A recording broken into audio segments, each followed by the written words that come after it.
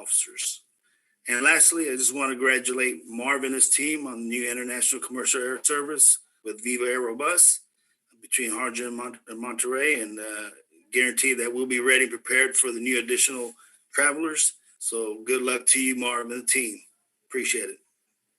That's all I have. Thank you, Ed. Thank you, Ed.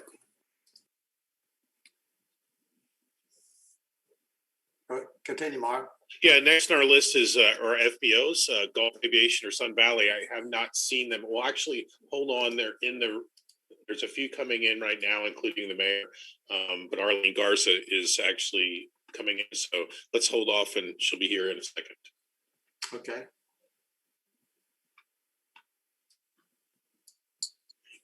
Watch. So I can't see if I'm talking over here.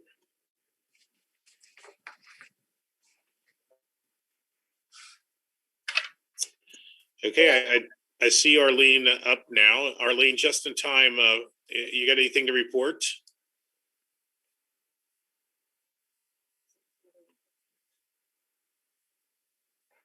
Arlene, you're muted.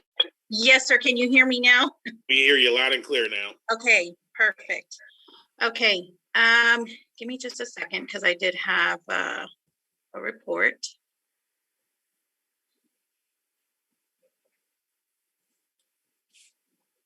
Okay, good morning, everybody.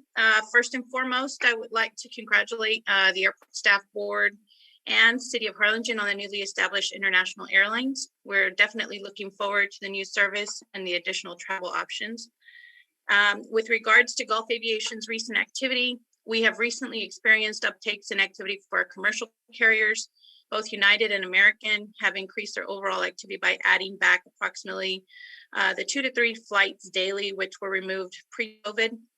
We continue to await a response from Frontier with regards to their pre-COVID flight schedules as we continue moving forward. We have also seen an increase in activity within our general aviation operations, and this will typically reflect within our general aviation gallons uplifted reporting that will be spoken about later in the meeting. Overall activity consistency remains a variant as we continue to move forward through the pandemic. Finally, we are just about done with the completion of repairs and remodeling on the old Gulf Avionics hangar. We will be moving our aircraft maintenance department into this hangar and are looking forward to do so by the end of this month. Please let me know if anyone is interested in a walkthrough at our new maintenance facility. At this time, I have no further information and I'm available for questions. Any questions for Arlene?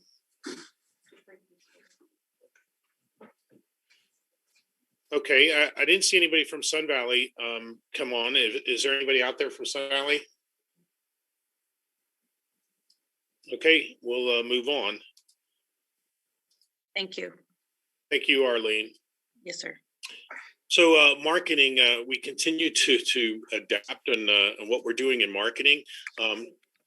Some of the same things that we've been doing, particularly over the last few months, are still underway. Particularly the campaign for the Chicago service. I can tell you that every weekend that plane is packed, so it is full. Last weekend seat open, I believe. So it's going very well. We'll continue to monitor that and work with American Airlines to see if we can get more frequencies in the near future. So the Chicago campaign continues with Google Ads, Facebook, and YouTube. We also have 2 digital boards and 1 static board. We've had up until yesterday, I believe, and then it switched to the Viva. We have two located in FAR on the McAllen Expressway over there, and also one at VIA Harlingen going out that also was just moved to Viva. We'll alternate and change those as we go. We just want to make sure we get the word out on the new service. So our Viva campaign is kicking off, and it is also kind of fluid. We have 6 tickets given to us from Viva Aerobus, and there's going to be a stakes type of arrangement. You can go on our website. at flythevalley.com and register. And as you register there, then you'll be eligible for the prizes, which include 6 tickets to be given away. So everyone out there, at least non-affiliated with the airport, I believe, should go out there and try to win those tickets. The Viva campaign is underway, and that it just switched from the Chicago on billboards from 2 digital billboards on FAR at McAllen Expressway, and one via here right as you exit the airport our billboard. Target markets include we're targeting a wide range of the area, 200-mile radius of the RGV, and also the greater Corpus area, and that's with Google Ads that'll pop up on devices that we select. So we're also looking at creating current keywords and working, putting all that together so that we actually, particularly electronic ads, will pop up, based on what words we have that we're actually including in the ad. So again, our marketing team has done a good job.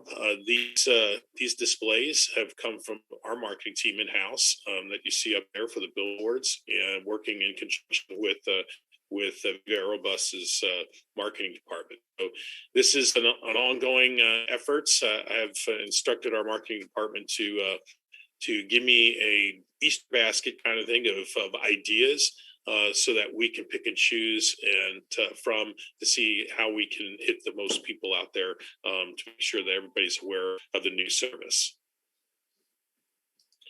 Any questions on marketing? Marv, this is Richard. I've got a question. Is that 75 or whatever it is, 70-something dollar, just a promotional rate, or is that kind of the typical rates that they charge? Well, it's much like other airlines. It's the base rate. So most airlines will have a certain number of tickets at this rate, and then as the plane fills up, those tickets get to go up in price. I can tell you that in the first less than 24 hours, it was, I don't even think it was 20 hours, so maybe 15 hours or so. But they already had 100 tickets sold on the first flight out of Monterey. So the bookings, I believe now, as of yesterday, were well over 700 tickets sold already. So you're going to start seeing those prices go up on the internet. So the idea is to get your tickets as early as possible to take advantage of those low fares, those kind of introductory fares. I hate to say introductory fares, they're always there. It's just the number of seats that'll be available at that price. So I haven't seen this morning, and maybe Jose has checked it this morning, but they're still working on putting the connections up on their website. This was a really fast startup. I've never had an airline start up so quickly. We announced, and they're starting in May 6th, so it's taking its time trying to get everything done. But Viva Aerobus has been working furiously over the last couple of days to try to get the connections up, because we've had several calls. How can I book my ticket to Cancun? And other places in Mexico, because it doesn't show those connections just yet, but they should be up soon. Jose, check this morning? Yes, good morning. The connections are still not up. I texted them this morning to see what's going on, but no report yet. They're still not up. Okay. Hopefully they'll be up soon. Any questions on the marketing? Okay, if it's all right with you, Craig, we'll move into the progress report. And I'm glad for the first time in over a year that I can progress in March. As you can see there, Southwest Airlines up 16.1%, United was up 33%, American was up 113%. Frontier still hasn't put the capacity back in the market, so they're down 43% because they didn't have the capacity they had last year in March. Sun Country was up 19.9%. Delta, of course, paused this season. and our charters were up 43%. You can see there on the left that the market share is pretty much the same as it was last year at this point. So overall for the year so far, the fiscal year, we're down 38%. I suspect that by the end of the year, we'll be closing the gap on that. As you can see here, the spike we've seen in March with 25,669 employments. You can look down there at some of the other years that, we were up as high as in 2018-19, pre-pandemic at 35,000. So we're 10,000 off. And a lot of that has to do with the fact that the capacity is not back in the market yet, because all the planes are full. As I was stating earlier before we started the meeting, it's pretty bad when I can't get a ticket out of here to go to Austin this weekend and I have to drive. So to see my granddaughter's birthday party, but either way, got to be there and got to go. But I couldn't get one ticket out of here today to Austin. So outbound seats available on the left there for March. As you can see, the capacity for Southwest Airlines is still not back in the market. It's more than it was, but at minus 43% compared to pre-pandemic or last year. So that was the mid-month pandemic. They didn't have time to change schedule, but in either case, it's down 43%. United was actually up 5%, so they're back to capacity. Sun Country was even from last year, so they're where they were last year. Of course, Delta again paused the season, so you don't see the number of seats in the market from them. American Airlines up 58%, and that's going to continue to climb as in June they add a fourth flight. So they're taking advantage of the fact that not everyone has capacity back in the market. And then Frontier Airlines, again, their capacity is not back in the market yet, 63% down over last year. But I think the story is this on the left hand or the right hand side are load factors. These are record load factors. 92% for Southwest Airlines. 84% for United, 96% for Sun Country, 76% for Frontier, and 90% for American Airlines. Those are just time to put more capacity in the market, guys. So we're doing everything we can to see that come back. And here you can see the spike. We're heading back to pre-pandemic, levels. So we had that quick spike from February on to March, and we're hopeful that and believe that that's going to continue, particularly next month as we add Viva Aerobus to the mix as well. So we're really excited about that. Don't have a lot of the data yet. It's kind of a short month, so we didn't have a lot of the data from the other carriers. But again, you can see where we were and where we are compared to the other airports in the Rio Grande Valley. Hopefully, we'll get numbers from them over the next couple of weeks so that we can update this chart, send it. Our cargo is down 30%. FedEx was up 23%. And Southwest was still without the capacity in the market. They're going to be down. And ABX is down 76%. Again, a lot of it has to do, this is landing weight, has to do with the fact that we do not carry the cargo from Monterey through to Monterey now. So that's what's hitting there. So 30% down for the month and 36% down for the year in total cargo and plate. Marv, before you leave that screen, that made me think of something. Will Viva Aerobus be able to haul cargo, or is there some rules that don't let them do that? I believe they could. The fact that they won't be set up to haul cargo. We've talked about it with them. That over the counter, they won't have a separate cargo facility, but maybe in the future they could start hauling some cargo freight. Remember, it's only Thursday and Friday flights, so it's not. It may be difficult to. That's right. Report.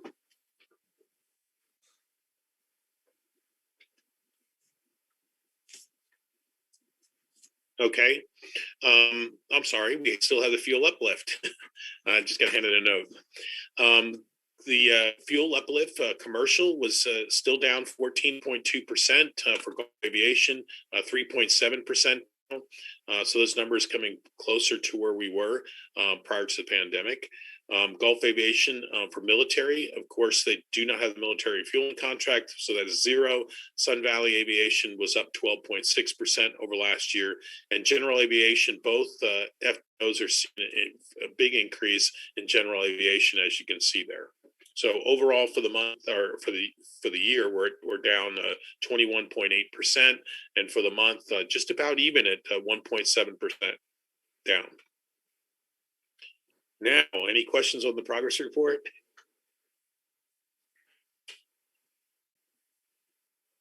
All right, we'll move on. It's all yours, Craig. Okay, the consent agenda, are there any recommended changes to the minutes? Nothing on the minutes, so let's move to the financial report. Are there any questions regarding the financial report? I've got a couple of questions on the financial report. One of them I asked last month, and I probably need to hear the answer again because I can't remember what it was. But the first question has to do with the accrued vacation and sick leave. Looks like we had a big spike in it this month. Is that just because we finished the calendar year and you're starting over? No, actually, that's a coding error, and it's $14,000. So we're going to remove $14,000 from that line item and move it down to 3 line items to health insurance. So it was just a coding error. We caught it last night, but it was too late to put it in for this presentation. Okay, and then the U.S. Customs, again, we haven't spent any money with U.S. Customs. Tell me again why we haven't done. Okay, on U.S. Customs, it's now based on a user fee, and because we have less cargo that's coming through is what I believe the answer is. As a result, we're spending a lot less money than we did last year at this point. I'll try to remember that next month. Okay, those are all the questions I have. Any other questions on the financials? Could I get a motion to approve the consent agenda, please? So moved. Second. Motion and a second. All in favor, aye. Aye. All opposed, same sign. Okay, that moves us to consider take action to approve the mid-year budget amendment FY 2020-2021 budget and recommend approval of the City Commission. Got a presentation here somewhere. Yeah. Let me stop sharing mine, and then Ron's going to share his, so he can go over those slides.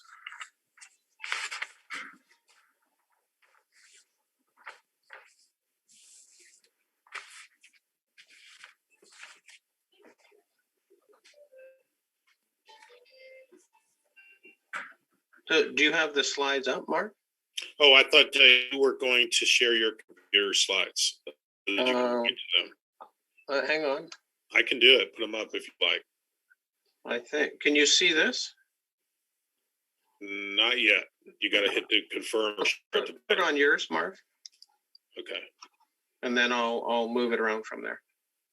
Alrighty. Well, you won't be able to move it from on mine. I can.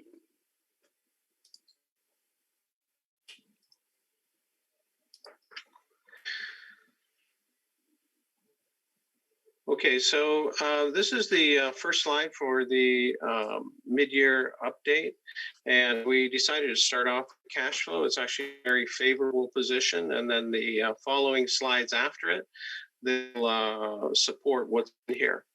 So anyhow, on this particular one, the first column of numbers, it represents where we are at the end of February. So at the very top, it says that we started out with a cash position of $3.7 million. And then we're going to move to the bottom, and at the end of February, we're in at 5.5 million. So it's the very last line item. So that just gives you a starting point as to how we're preparing the mid-year. So the next column, which is the second column of numbers, again, you start off with 3.7 million is the October 1st balance. And the top or the bottom ending for this year, we expect to be at 6.6 million. So that's represented by the first section, which is called uses of cash. This is where you spend your money. The first four line items represent income statement line items. So it's like personnel services, supplies, things like that. And then the next two represent your capital purchases. So that would be equipment and smaller projects we're doing locally. And then the next line item, it's up farther, Mark, it's up in the top section. Capital improvements is $10.2 million. And these are projects that are predominantly funded by the FAA. The remaining portion would be either PFC or local spend. So in total for this year, we expect to spend about $20 million. The next section down is your sources of cash. And the first four line items, again, that represents revenue that comes in on the income statement. And then we have a little bit of interest for cash that's on hand. And then the next line item is PFC collections. And if you recall, PFC represents emplanements times approximately $4 per emplanement. So it's going to be close to $1 million. The next line is your grant money. So we had talked about the capital improvements that we were spending money on. This is actually the amount of money that we'll receive this year from those projects. That comes from the FAA. The next big line item is the COVID-19 grant money. And if you recall, that money is to be spent, or that funding is to reimburse us for expenses that we had, plus any local capital expenditures. So that's about 8.7 million. So in total, our sources will be $22.5 million, which brings our cash position to 6.6 million for this year. So that's where we're anticipating to be at the end of September. The next two columns, they represent your out years. So for 2022 and 2023, and it's the same process. As far as uses of cash, I put in a little bit of inflation and on the expenditures, and then I've added in what we think we're going to do for capital purchases and capital improvements. So that's about 10.3 million that we'll spend next year. And then sources of income, again, it's projections on our revenue that will come in. Then PFC collections, we're anticipating additional emplanements next year. And then we have grant money that comes in for the spending that was listed up above. And then our COVID grant money again, which is for local expenditures. And that brings us to a source of cash of 18.7. So we're going to get more money next year than we're actually spending. So that's going to drive our cash position up to $15 million. The final year of the budget period, again, there's a bit of inflation that's put in for expenses. Then we have capital improvements, capital purchases, capital improvements. The big number there, the 16.5, that's for the runway extension, which we're anticipating finishing the project during this time period. So we have uses of cash, about $24.5 million. And then the next section down is the sources. Again, it's the income based on emplanements and invoicing to the airlines and concessionaires and so on. We still have some interest coming in. PFC collections, again, are going up because we are envisioning our emplanements to increase year over year. And then the next one is grant money coming in. Now, we have less grant money coming in than we're spending, simply because the project will probably come close to the end of the year, and I can't collect it all until the following year. So it'll increase again in the out years. And then we have the COVID grant money. You can see that that number is $3 million, which is significantly less than the two prior years. And that's because we're capping at that point on our spending. And if you recall, the COVID grant money that we get, we have to spend it within the 4-year time period. So there's no issue there. We should be able to collect all of our money. So at the end of 3 years, your cash balance should be about close to $12 million. So is there any questions on cash flow? Mr. Chairman, Yes.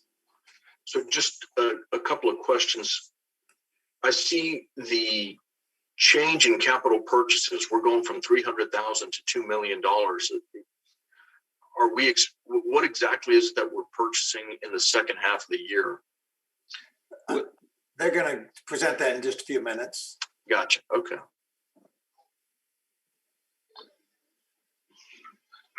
Okay, so this next slide, the next 3 slides are your income statement. This is the revenue section. So the idea with this slide is to identify changes from the budget period to the mid-year in order of magnitude. And because our revenue is going to run from $3.6 million in the budget up to $3.9 million in the mid-year, it's going to increase by 235. I put the positive items on top. So the first 3 items, they represent amounts that we're receiving based on commissionable sales that are coming in. And the first section is rent-a-cars, CFC, and fuel sales. I put those together because they're all related. So that one's going to move from $879 up to $1.3 million. So it's $400,000 better. The next section down is parking. And again, it's because of employment increases, we should have a lot of commissionable sales. It's going to move from 352 up to 654. So it increases by 300,000. And the same thing happens with the restaurant, gifts and news. So that's your concessionaires inside the terminal. They're going to increase by 70,000. The next item, a little bit different. It's advertising. If you recall, when we completed the budget, we made an assumption that some of our advertisers would not be renewing, and as a result, we would be losing revenue. Well, that has not happened at all. It's actually increased. So we're going to move it from 29,000 up to 52,000. So it's an increase of $23,000. Next, so those are all your positive items. A couple of negative items.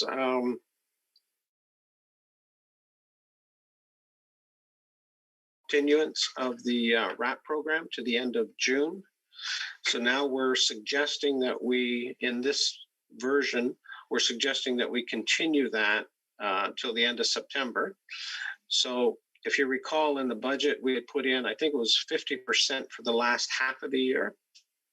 And we're not doing that now.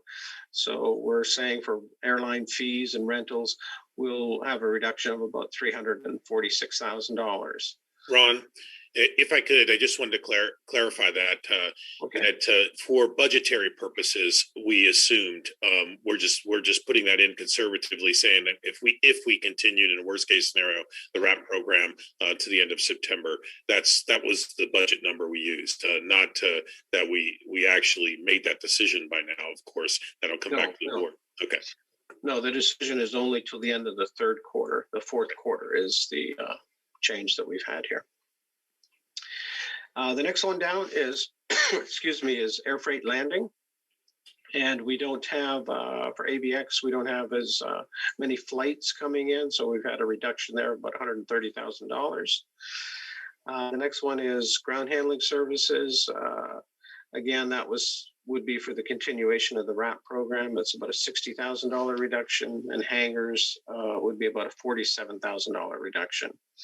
Then the last item, which is number 9, it's grouping all of the other revenue items together, and you can see there's just a minor change. And the big items that are there is our ULA contract, buildings, ground leases, farming, etc. So in total, it's still a good picture. We will have a revenue increase of about 6.5%. Is there any questions on revenue?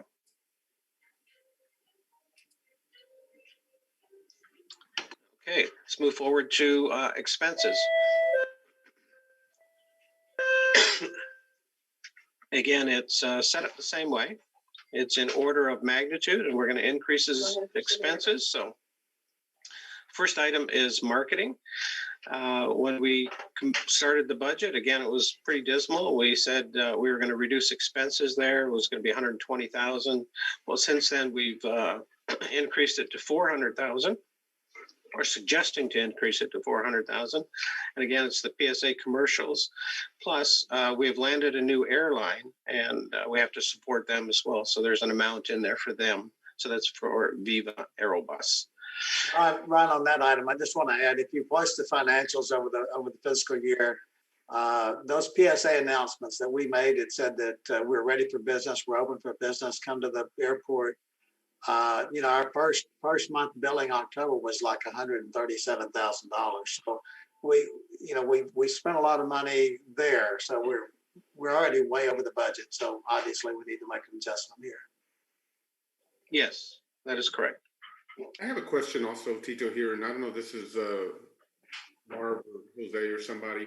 Are the PSA commercials, I think, were outstanding and very timely, but things have evolved. For example, Marv can't get a fly out, can't get a seat out of Harlingen. Are we evolving that to say, hey, we're open? Because I think everybody knows we're open now. Are they evolving so that the message is more consistent with the time? I can tell you, Tito, that it was always our plan to do a third phase of commercials. The first phase was to get that public announcement out. The second phase was to reinforce that with the participation of all of the tenants and airlines as well, to let people know that all we're doing to keep them safe, including the airlines. And the third phase was to show the amenities that we have here at the airport now for them, which all of our other tenants that are car rentals and particularly our food and beverage, news and gift as well. We wanted to show them, and show the people that magnitude. We put that on pause only because we landed Viva Aerobus, and it's kind of a very positive thing, but it's kind of got us rethinking exactly what the next step is, and we're reviewing that now. And like I said earlier, that's why we're putting together an Easter basket of ideas on how we move forward. But we did pause the third phase at this moment, just to bring Viva Aerobus up online and decide how we get that word out. The biggest thing right now is to get people to fly that new service as well, and to know about that new service. So expect more details as we move forward, in future board presentations, and what our recommendations will be to move forward with the marketing. Right now, it's kind of in somewhat limbo and in flux because of the Viva Aerobus entry. Thank you, Mark. Okay, the next line item is ground handling service, and we do support airlines. We have an additional airline, as we said, Viva, coming in. So at this point, we're going to hire a ground handling manager, plus additional part-time support to handle those flights. Excuse me. Next one is professional fees, and it's increased by $42,000. The big change here is we've hired a couple additional companies as Commercio and Route Hunters. And again, the Route Hunters has been instrumental in helping us land the airline. So that'll continue for the rest of this year. And hopefully we get some other ones out of this. Next line item is information systems. We had a budget of 65. We're going to move it to 90. When we added a previous airline, American, we did increase information systems expenses tremendously. So we know that that's going to happen as the rest of this year progresses as well. So we've increased it by 25,000. Utilities, that's just a run rate adjustment. We're actually coming in more favorable than what we had budgeted. Next line item is maintenance. There's no change here. However, there's three projects that have happened. One is we had the freeze in the month of February, so we lost a lot of vegetation, and that'll have to be replaced. And we're going to offset that with moving the elevator repairs and sidewalk renovations to capital. Will be shown on the next slide. And then the remaining items, very small changes, but they represent significant costs in budget mid-year, but again, very, very minor changes. So from an expense standpoint, we're up about $399,000. Is there any questions on expenses?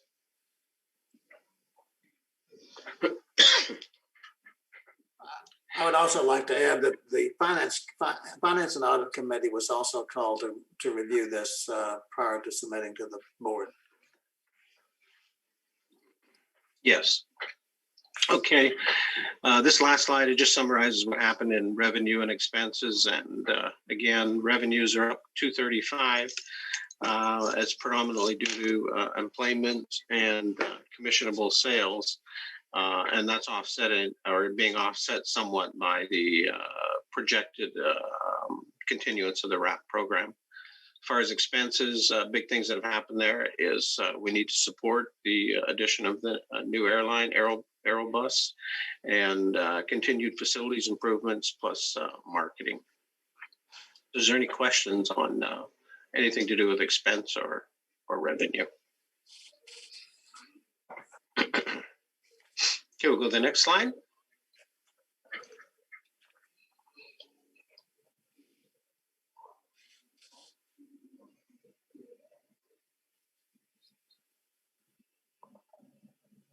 Okay, so the capital has been split into two slides because there's a numerous amount of projects here. This first one represents what we did approve in the budget. I don't have the total on here, it's on the next page, but the adopted budget was about $744 in expenses. And then the mid-year is going to show an increase. And there's a couple items on here. You can see most of these, or some of these projects are complete already. And there's some differences showing as reductions, but the FIS restroom upgrade, we started out at 125 and we've increased that to $250,000 to make additional improvements. And the other one is the terminal and FIS building repaint. We had approved $90,000 to do the painting, but since then there's been additional work that's required in order to make it look better. So that's increased to $300,000. And again, all of these expenses for the source of the funds, this is all coming from the FAA. This is COVID money that will be coming in. Let me add here that the FIS restroom upgrade also included the holding cell upgrades, and we bid that in October, and it came in at like $240,000 or $238,000. And we had $125,000 budgeted, and we approved that and knew that a budget amendment would come. Secondly, on the FIS building, as Ron mentioned, we bid that last meeting and approved the bid on that one for $297,000. So those projects are already been awarded. You're correct, Craig, as well. It's the holding cells, the restrooms, the break room, and we had to pull door jams and put new doors on in areas, is including the protection between the screen, the heavy screen underneath the drywall between rooms. So there was a lot more than just the restroom as it portrayed here. Okay, the next slide. This is the last slide coming in. Okay, so this one shows you where we started out with the adopted budget of $744,000, and we're going to move into the mid-year to about $2.7 million, of which a couple of line items probably to look at. The third item down is the admin elevator. It was moved from expense to capital. It was a major repair, so as a result, we've capitalized that. Next big item down is the BIA Tech Ops building. It's worth $475,000. I believe that one's contracted out as well, and that one will receive money from the FAA. The next one down is Post Security Restaurant, came in at 258, of which a portion of that will be funded through the FAA. The remainder will be a note with the concessionaire. And that's why it's listed over in the other column at $128,000. That was a project we awarded in June, if I remember correctly, Ron. Yes. The next item is terminal seating. These are charging stations. So this is for the terminal, about $175,000. Next item is the sidewalk repairs. Again, when we started that one, I think it was we had received a bid of around $60,000. Since then, that one's been rebid and it's coming in at a couple $100,000. This replacement will last for many years. So as a result, we've decided to capitalize that, plus the expenditure amount. The next one is a South Hangar drainage. It's worth $60,000. Brian and I had gone over and viewed an area over there due to flooding concerns when we have hurricane or major rainstorms. So we need to spruce that up. It's about $60,000. The next big one is the SUPS expansion, $100,000. And that one is as a result of landing the new airline. We know that there'll be some software and equipment that is required to be purchased. And the last one on this list is FIS furnishings. Pretty much the FIS building will be bare. So we need to procure some items for people to sit and so on. So we're just putting an amount of 100,000. So that's as far as what we put in for the capital here. Then there was one other item that's not listed on here, and it is for the FIS. It's a backup generator, or a generator for a backup system in the event that the power goes down, and that's about $75,000. So again, that was a late breaking item. We do want to put it on the budget, but it's just not listed in the slides. Ron, I'm sorry, I gave you the wrong number yesterday. It's 100,000. 100,000. Okay. Yeah. This is one of those items that Brian brought to me and really didn't realize that the FIS facility wasn't on the terminal generators, and that we could wait. We talked about waiting till October and putting it in next year's budget, but we all know what happens when we're not prepared. Murphy comes along. And so if we had a flight on the ground and we had power outage, everyone would be stuck inside that facility, not being able to be processed by the CBP and with no lights or anything else.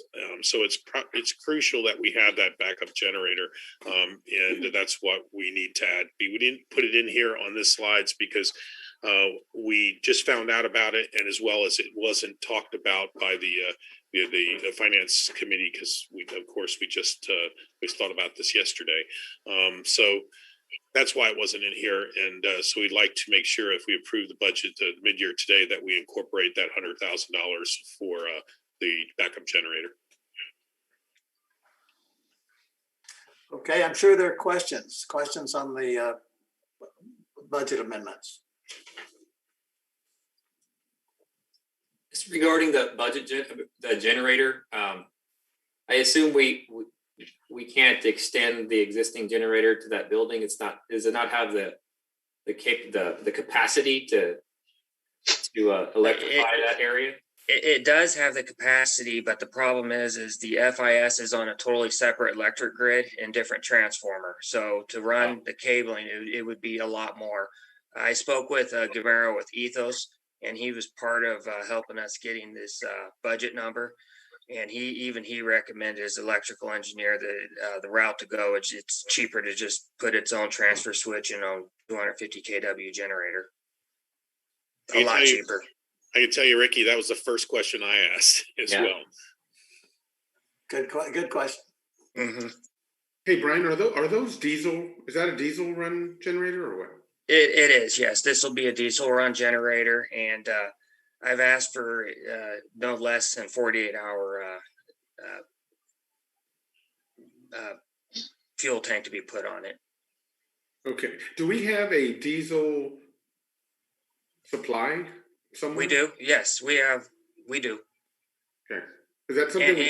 And we have diesel delivery that can happen anytime. On this last, during the freeze, we were actually without power for 4 days, and we were on complete 100% generator backup, and no one even knew in this building because it runs 100% on generator, including the airfield.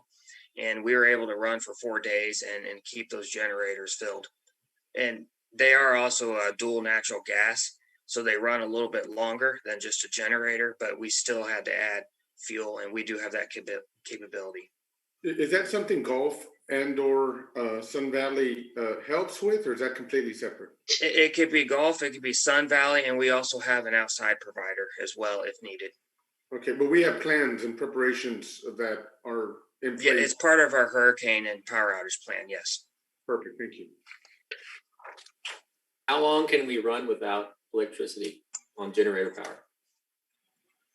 Infinite.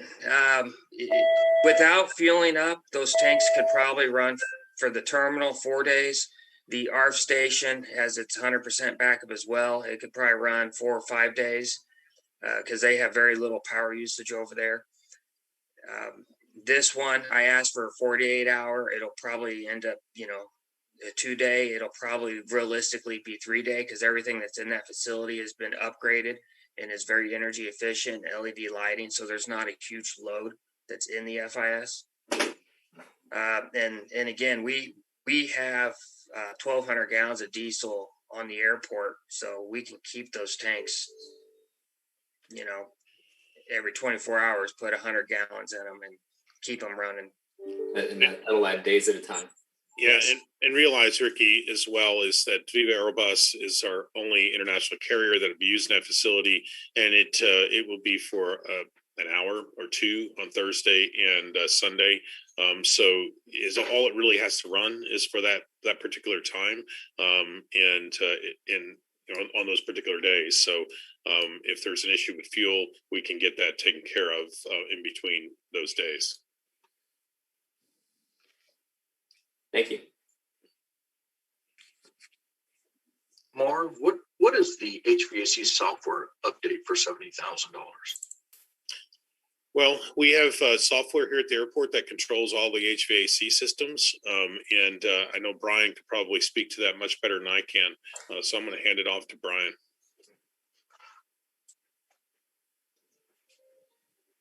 Yes, the HVAC control system is no longer being supported with Vista or Windows.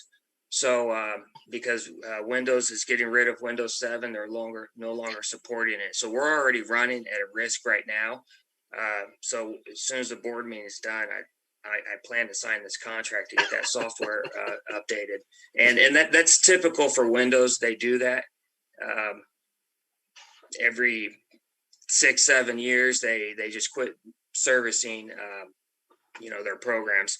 So we've got to upgrade everything to Vista, and then that also is going to require the controls to be converted to match that system.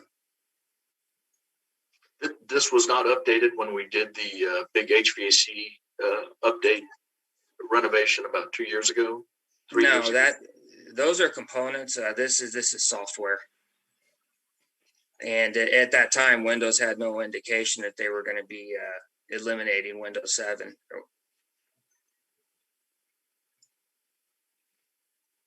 That project was 3 years ago. And thank you. You're welcome. On the VIA Tech Ops building, is that the old ARF building that's being renovated?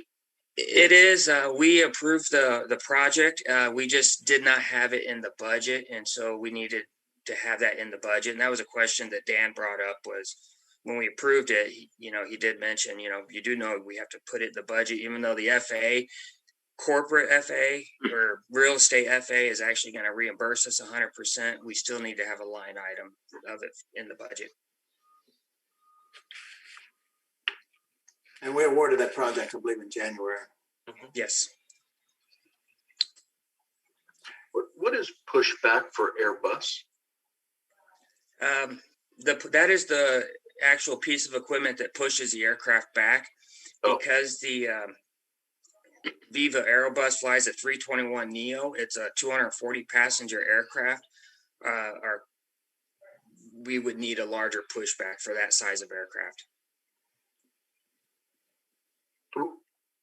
Will Viva bring in the largest plane that we have, bigger than what Southwest flies?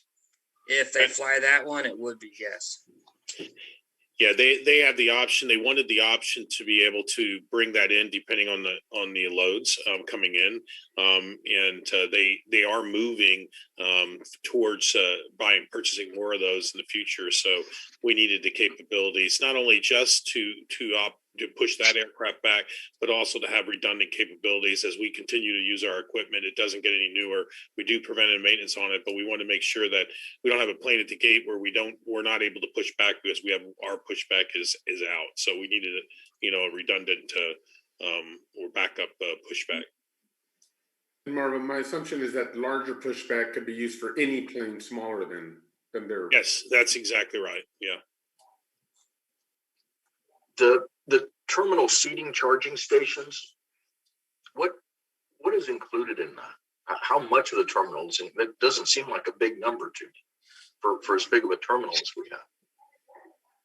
Well, it's actually we've got a map and need to bring that to. We'll put it into a future board presentation so you can see what that project is all about. Don't have it up currently, but it does put a good amount of seats or charging stations underneath the seat areas. It's every other seat, I believe. And correct me if I'm wrong, Brian, but it gives us something that we don't have currently is great charging capabilities for people as they sit at the gate. And that'll cover north and south terminal? That's correct. It'll cover the north and south and also includes underneath the concourse to get all the electrical wiring to those areas so that we can get power to those seats and then up through the floor and all the coring. And this was designed by Megamorphosis and Ethos. So the budget numbers should be good. Oh, so it's not new furniture, it's just the charging stations. That is correct. The chairs that we have are in excellent condition. Thank you, Craig. Thank you. Any other questions? Marv, can we see that map? Maybe next meeting you can just put it on there, maybe hopefully before you order the stuff. No doubt. Yeah. Okay, great. Thank you. Yeah, when we plan to bid this in May for May's board meeting. So before we award it, I'll make sure that map is there so that you can see it. Thank you. Any other questions regarding the budget amendments? Could I get a motion to approve the mid-year budget amendments for the FY 2020-2021 budget and recommend approval of the City Commission? So motion. Motion by Vicky Moore. Is there a second? Second. Rolando Rubiano. All in favor? Aye. Aye. Aye. All opposed? Same sign. Thank you. Item passes. We'll move on to the director's report, please. Okay, just want to jump into our latest airline, number 7. As you can see at the top of the screen there, we now have 7 tails across. So we're thinking about getting a lapel pin with all those who maybe look like a general with lots of service. But I can't thank so many people that that actually made this happen, and it was just a cooperative effort between so many organizations, from the city to the EDC, of course, Viva Aerobus and their professional team, Jose Amulet, our Director of Air Service Development, working in conjunction with Javier.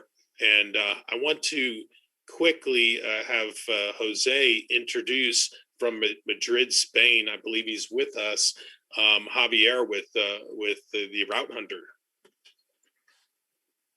Good morning, everyone. Can you hear me, Marv? Yes, loud and clear. Great. Javier Suarez is the owner and primary consultant with the Route Hunters, which is a company he started in Madrid. I met Javier in one of my airport conferences when Javier was the director of network planning for Viva Aerobus. And we kept in contact through the years, and then he sent me an email, actually through the LinkedIn app, saying that he'd opened his own business and he is open to help us in any way he can. So I reached out to him with my plan, and that was back in February, I believe. And here we are today with Airbus 320 twice a week, starting May the 6th. And we're still working to get those connections uploaded so that we can promote those connections as well through their hub in Monterrey. Javier, I think you're online. Welcome from Madrid. I know it's about actually 4 o'clock over there, so you probably just had your lunch, Madrid style over there. Sure. Thank you. Thank you so much, Jose Marv. Yes, it's actually decent time. It's 4 p.m. You know, we've been talking late in the evening when there's a lot of action in Texas. But yeah, happy to be a part of the team. This has been the first airline, the first route that we've helped launch together. But I'm hoping that there's more routes to come. So you know, happy to be part of the family. Thanks, everybody. Javier, thank you. We're very proud of the new route that we have now, and certainly appreciate your work. Thank you very much. Thank you. Thank you. Personally, Javi, I want to thank you in front of the board of everything you've done. And Javi fits very well with our aggressive style here of getting out there, talking with carriers, partnering with carriers. And I think that was maybe one of Javier's first thoughts when he saw our plans going forward, how aggressive it was. And I think our styles really match up with his. So expect bigger and better things moving forward. Sure. Yep. Yeah, I agree. I've seen your aggressive growth plans, and I'm totally in line with that. Go big or go home. Okay, well, I just wanted to move forward just to show everyone exactly what we have. I know that most of you have seen this before, but it is Airbus 320 service 2 times a week, like we were talking, with 186 passenger jets. Could be 240, depending on the loads and the demand. So with the slide here, you can see that you'll fly from Harlingen to Monterey, and as soon as the connections are up, we know pretty sure that we got Cancun, Mexico City, and Guadalajara, and many others. We just don't know exactly what those are and what we'll connect to yet. So it's great service to reach all of Mexico, and we're eager to see those connections come up online. I think I check it at least every 30 minutes to see if they're up online yet. But again, Viva Aerobus is working diligently to bring those online. This was a really quick startup, and to get it out. So there's a lot to be done when they have to calculate the connections and what those fares will be. So we're really excited about that. Of course, we did talk about McAllen and Aeromar has the service to Monterey, but it is a dead leg. I say, I don't say that's great. I don't mean it derogatory, but the fact that you can't connect in Monterey, you could fly to Monterey on the aircraft, the ATR 72 passenger turboprop aircraft. But after that point, you're not going to connect. There's no other connections out of there. So your best bet at that point would be fly to Mexico City and try to connect out of there. But there is no Aeromar flight to Cancun out of Mexico City. So Viva Aerobus will definitely fill a niche to those markets moving forward. Any questions on our new and latest and greatest airline? No, just thank you very much, Javier. I appreciate your work. Thank you. I spoke with Ruben, the Viva Airbus Network Planning Director, asking him about the connections because they're not setting at this point, and he's told me that The person in charge is the director of ancillary revenue, who happened to be a direct report when I was at Viva. So I'm going to reach out to him to see if we can speed things up. So hopefully we can get it done today, but no promises, because I don't really know, what the process is and how busy they are, but I'm going to give it a try. Great, thank you. Okay, moving forward over the projects, I'm gonna have Brian go through the projects and where we are on those. Okay, on the runway 13 project, everything's moving along very well. There was a short supply or a very short duration for the base material on getting it into the United States on the barge. That has been resolved, and as of last week, 100% of the base has been put down. They're just finalizing the compaction, and we should get densities and testing done today or Monday. Once that's done, it hits its 7-day cure time, and then the big dollar amount will actually start, and we'll start putting asphalt. Once asphalt gets put, the project will go very quick, and then we'll do the grooving and then the repainting of the runway. So they're still on schedule, maybe a little bit ahead of schedule.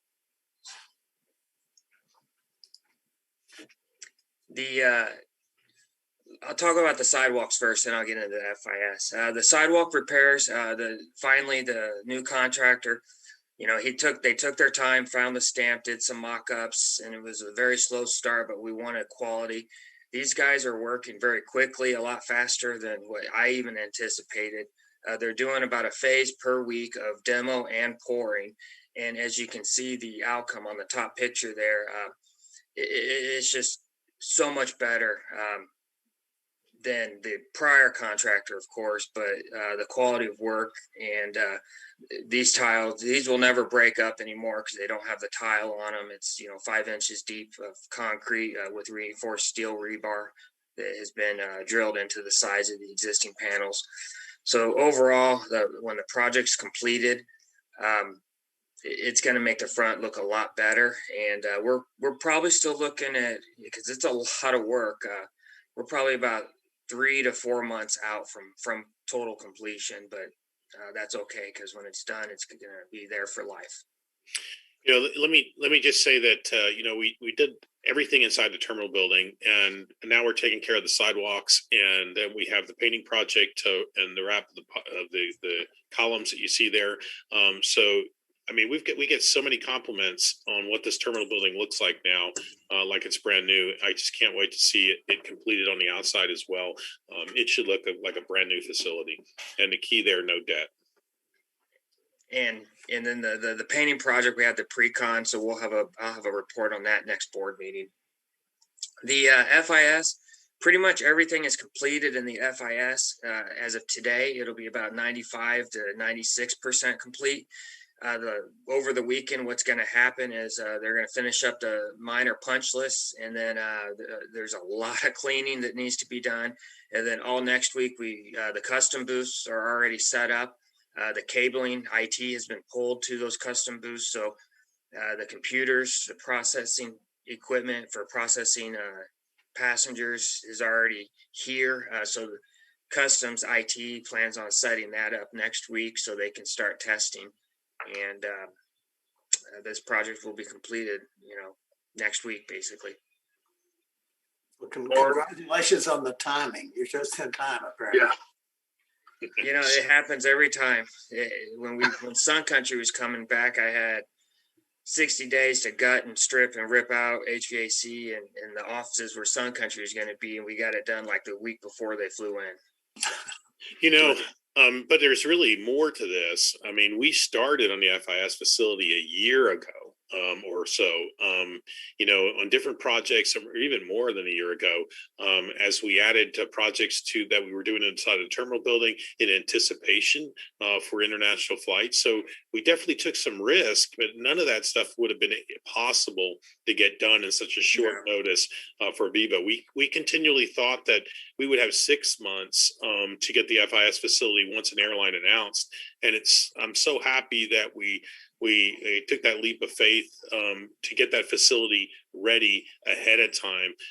After our brief how do you say it experience we had last year prior to COVID, we really quickly with another international carrier, we quickly realized that 6 months is not enough time to even complete what we've already done. So we started then to get it done, and yeah, we're finishing up in an 11th hour, but we've made it. Congratulations. Marv, I see here at the bottom right-hand picture, you've got some, are you still beyond that in the background to that? That's the FIS entrance, isn't it? Yeah, this is the FIS facility back here. This is the FIS facility right here. So we're ready to go out front with the FIS. This will continue down through the terminal building. Of course, we'll have to make sure that we have areas for people to walk. Yes, there's going to be some noise and there's going to be some dust, but we'll try to mitigate that as best as possible as we move forward. But yeah, the exit for the FIS, the international passengers will be coming out of the building here and then walking down here for ground transportation or to the rental cars or to even connect on another flight if they were flying out domestically. The phasing, we're only allowing them to do half of the sidewalk at a time, and then they'll clean it up and then put the fence back up on the other side and do the other half. So there's always going to be a walkway available. Wonderful. Thank you, guys.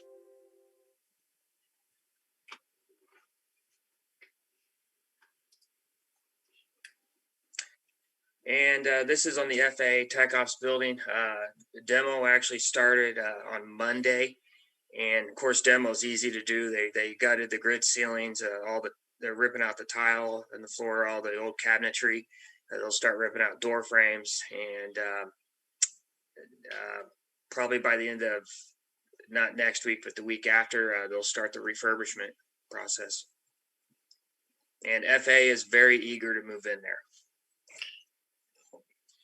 Just to remind everybody as well, this is FAA reimbursed, and then we have a $38,000 a year rental to help diversify our revenue stream going forward. So definitely a win-win-win on this one. Just want to let everyone know, I know we've had this slide up many times now. We haven't let up at one iota on what we're doing, our measures to ensure safety of our employees and passengers. Everything that we've implemented it continues today. And we still have, of course, the federal mandate for masks in the terminal building. But we still have all the social distancing markings, all of the plexiglass, and that's going to probably be around for a long time. And as well as some of the things that we've learned on cleaning and disinfecting, I think is something that's going to be done, for the rest of the time. At least I'm here. So terminal building could not smell or look or be any cleaner than it is. It's amazing from where we came.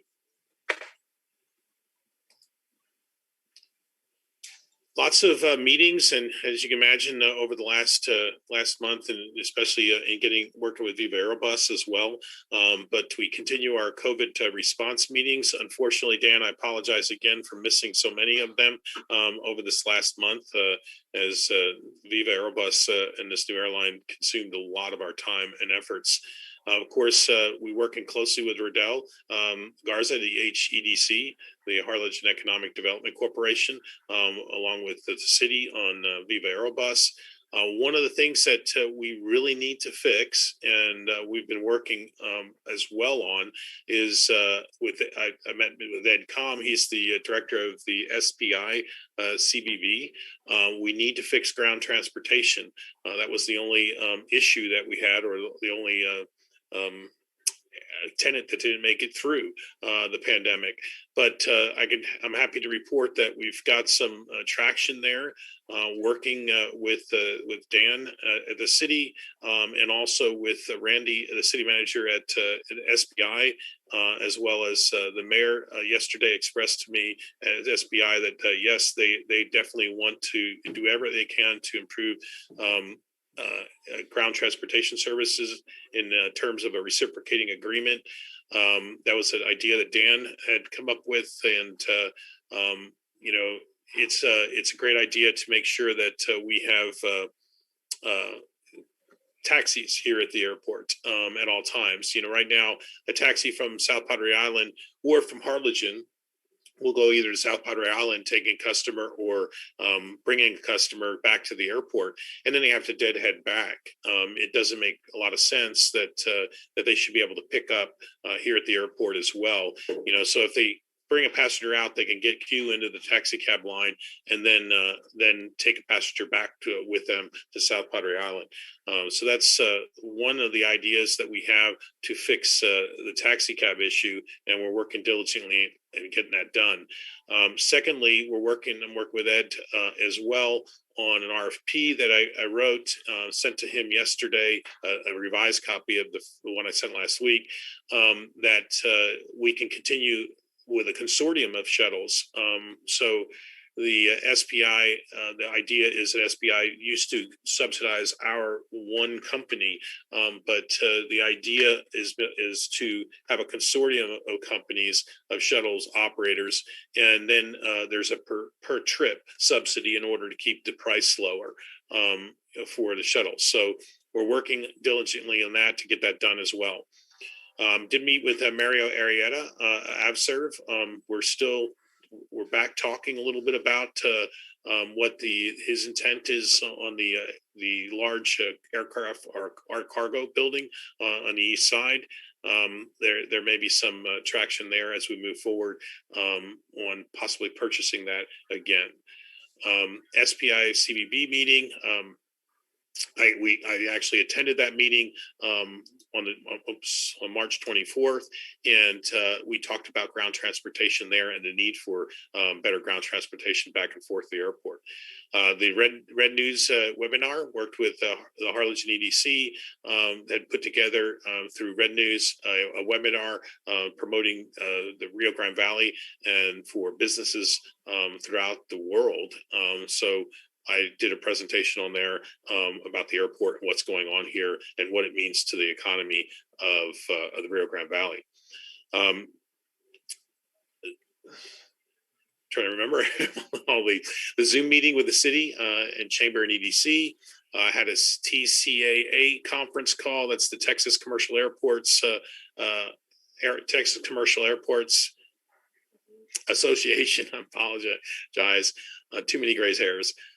But they had a conference call. We continue to work on what other airports are doing for COVID recovery, and also working with what's going to be happening at the state in terms of legislation that may affect airports.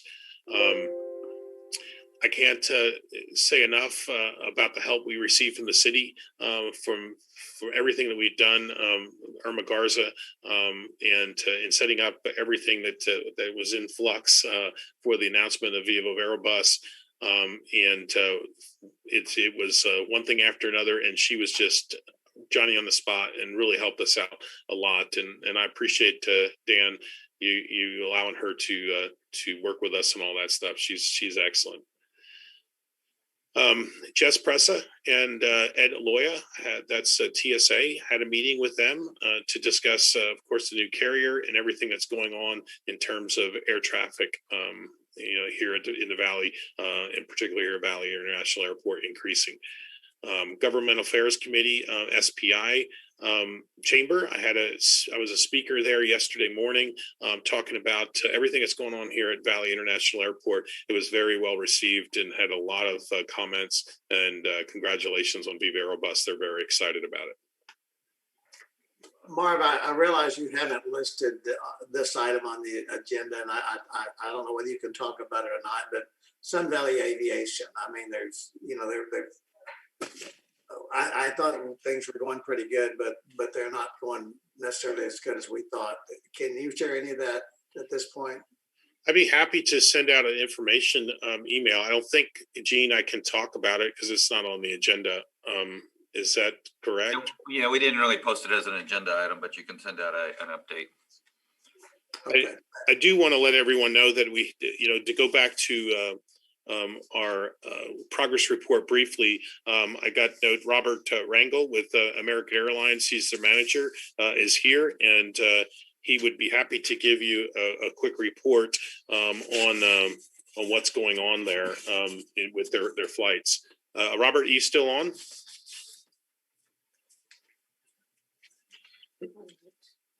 Robert, you're on mute. How about now? I hear you loud and clear now. Okay. Hey, Marv. Hey, Robert. Yes, sir. So you want to give a quick update on what's happening at American Airlines? As far as flights, yeah, we do have that extra flight coming in June. I know it's showing in the system. Hopefully by next month, I know that it'll be in there for sure, set in stone, because sometimes they do put a flight in there, and then they end up taking it off. Just like the other day, I guess we had a 6 p.m. flight, and it was in the system for a couple of days, and people did buy tickets on it, and people did show up, and we're like, we're here for the 6:15 flight, and they had get taken off. So I hope that extra flight sticks. That's showing right now. It looks like it is, but when people are not when they're not informed that the flight is no longer available, it's because they went through a third party, either Travelocity or Expedia, and when they go that route, it's their responsibility to contact the passenger if any flights change. But if they go directly to AA.com and purchase it like that, American does inform them that the flight's no longer there. But as far as loads, they're full every day. I know I send you guys reports, and it's either we're to capacity or oversold. Is there anything else you want to know more? Oh, that's great. Yeah, all indications are from headquarters that we'll have that 4th flight in June. So happy about that. Thanks for coming on. Hey, you guys doing great job. Love Harlingen. Hey, all right, Robert, yes, I have a question. Yes, Is the flight that is coming in June, the additional flight that's added in June, is that going to be a CRJ 700 as well? It's showing CRJS. The only one that we have right now is that Embraer on the 11 o'clock. I don't know. I know it wasn't you guys' decision to send us a 50-seater on probably the busiest time, right at noon. And even though it's a 50-seater with there's that one seat that needs to be blocked, the one that's closest to the flight attendant. So it's not even a 50-seater. It's actually a 49-seater. So that 1A seat needs to be blocked on that flight. And same thing on the CRJ. There's 2 seats that need to be blocked, which is the last one, 17 B and C, which are the 2 seats closest to the flight attendant. Okay, then the Chicago flight is still showing running through the first Saturday in September, correct? That's correct. Okay, so tomorrow the flight is pretty full. Oh, yes. Good, thank you. Yes, sir. One last thing, just want to state, I just got handed this as well from our marketing staff. So back on marketing real quickly, that our We Are Ready campaign, the commercials that we put out that we all liked, was submitted by Leal Media to the regional Addy Awards. VIA Creative was awarded the best, quote, gold award for best production, professional campaign and sound. So that's just hats off to everyone. We all liked them, and now we got the award to show it. Awesome. Right. Okay, Craig, there's nothing for executive session. So our next meeting is scheduled for May 21st. And to give us some more time to prepare than we had this last time. So we'll make sure we get everything on that we need to get on there. Okay, great. And everybody, hopefully we have a quorum that can meet on the 21st, and we'll do that. All right, thank you very much. Last item is adjournment. Can I get a motion to adjourn, please? So moved. Second. Ricky Leal, second by Vicky. All in favor, aye. Aye. All opposed, same sign. Thank you. Thank you all for being here today. Congrats on the award. Great.